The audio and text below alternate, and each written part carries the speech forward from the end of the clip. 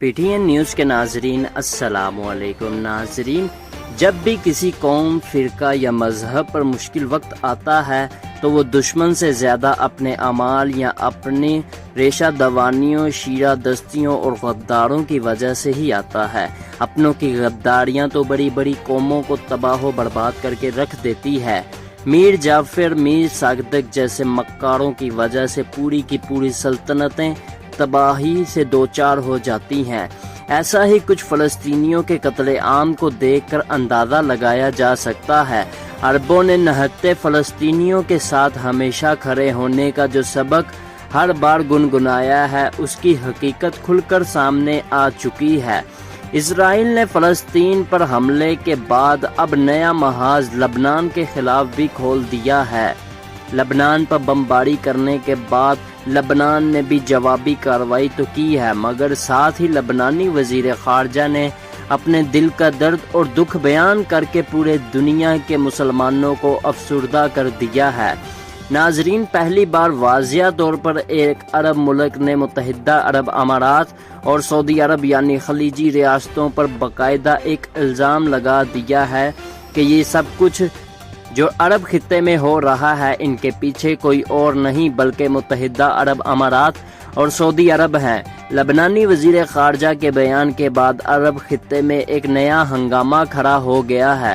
عربوں کو اپنی کرتوتوں کا پنڈورا باکس کھلتا دکھائی دیا تو فوری طور پر لبنانی وزیر خارجہ کے خلاف مہم بھی شروع کر دی۔ اس وقت خلیجی ممالک میں لبنانی وزیر خارجہ کے متنازع بیان کو لے کر شدید غصہ اور اشتعال پایا جا رہا ہے۔ لبنانی وزیر خارجہ شربل وہانہ نے مقامی ٹی وی چینل کو ایک انٹرویو میں کہا تھا کہ خلیجی ممالک نے دہشت گردوں کو سپورٹ کیا اور اسے عراق کے علاقوں میں لے کر بھی آئے۔ ان کا مزید کہنا تھا کہ محبت، بھائی چارے اور دوستی کے علم بردار بننے والے ان ممالک نے دہشت گردوں کو ہمارے سامنے لا کھڑا کیا ہے۔ اگرچہ انہوں نے براہ راست کسی ملک کا نام نہیں لیا اور صرف چند خلیجی ممالک ہی کہا ہے، تاہم اس متنازع بیان کے بعد سعودی عرب، متحدہ عرب امارات اور دیگر کئی خلیجی ممالک نے سخت ناراضگی کا اظہار کرتے ہوئے بیان کو توہین آمیز اور نسل پرستانہ قرار دیا ہے۔ پہلے سعودی عرب نے لبنانی سفیر کو طلب کر کے بیان کی مذمت میں ایک احتجاجی مراسلہ حوالہ کیا۔ ناظرین، چور کی داڑھی میں تنکا والی ضرب المثال کو سعودی عرب اور امارات نے سچ ثابت کر دیا ہے۔ جن کو یہ معلوم ہے کہ یہ سب کچھ اور سب کیا دھرا انہی کا ہے۔ لبنانی وزیر خارجہ کے بیان کے بعد ابو ظہبی میں تعینات لبنانی سفیر کو بھی اماراتی حکومت نے دفتر خارجہ میں طلب کر کے سخت احتجاج ریکارڈ کروایا ہے۔ اماراتی وزارت برائے خارجہ امور بین الاقوامی تعاون نے لبنان کے قائم مقام وزیر خارجہ کے بیان کی مذمت کرتے ہوئے اسے توہین آمیز قرار دیا ہے۔ وزارت خارجہ کا کہنا تھا کہ یہ بیان لبنان اور خلیجی ممالک کے تاریخی تعلقات کا عکس نہیں ہے۔ اس طرح کے غلط بیانات سے لبنان اور خلیجی ریاستوں کے تعلقات میں بگاڑ اور تناؤ پیدا ہوگا جو خطے میں اور یہاں کے لوگوں کے مفاد میں بالکل نہیں ہے۔ لبنانی وزیر خارجہ کے اس متنازع بیان کے بعد لبنان میں شربل وہانہ کا ٹرینڈ سر فہرست آ گیا ہے۔ وزیر خارجہ کے بیان کے بعد لبنان میں عربوں کے ایجنٹوں نے بھی اپنا کام شروع کر دیا ہے۔ سوشل میڈیا پر شرب الوہابہ کے خلاف مہم شروع کر دی گئی ہے۔ لبنانیوں کی ایک بڑی تعداد نے وزیر خارجہ کے بیان کو ناعاقبت اندیشی اور لبنان کے خلیجی ممالک کے ساتھ تعلقات کو بگاڑنے کے مترادف قرار دیا ہے۔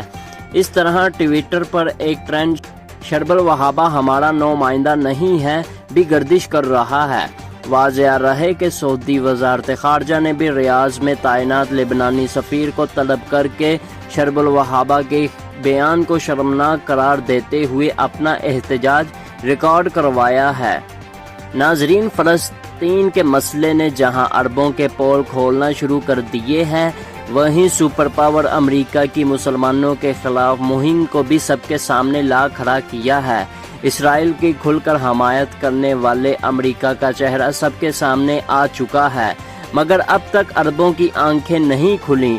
اس وقت امت مسلمہ کے حقیقی لیڈر طیب اردوغان ہی وہ واحد شخصیت ہے جو امریکہ کو کھل کر للکار رہے ہیں۔ ترک صدر طیب اردوغان نے کہا ہے کہ جو بائیڈن نے اسرائیل کی حمایت کر کے اپنے ہاتھ فلسطینیوں کے خون سے رنگ لیے ہیں۔ ترک صدر رجب طیب اردوغان نے اسرائیل کی حمایت پر امریکی صدر جو بائیڈن کو شدید تنقید کا نشانہ بناتے ہوئے کہا کہ جو بائیڈن نے اسرائیل کی حمایت کر کے اپنے ہاتھ فلسطینیوں کے خون سے رنگ لیے ہیں۔ جو بائیڈن اپنے خون آلودہ ہاتھوں سے تاریخ رقم کر رہے ہیں اور اب ہم مزید خاموش نہیں رہ سکتے۔ ترک صدر نے جو بائیڈن انتظامیہ کی جانب سے اسرائیل کو اسلحہ فروخت کرنے پر بھی آڑے ہاتھوں لیتے ہوئے کہا ہے کہ امریکی صدر نے اسلحہ ڈیل پر دستخط کیے ہیں۔ فلسطینی علاقوں میں ظلم و ستم جاری ہے اور خون بہایا جا رہا ہے، تاہم امریکہ اس کی حمایت کر رہا ہے۔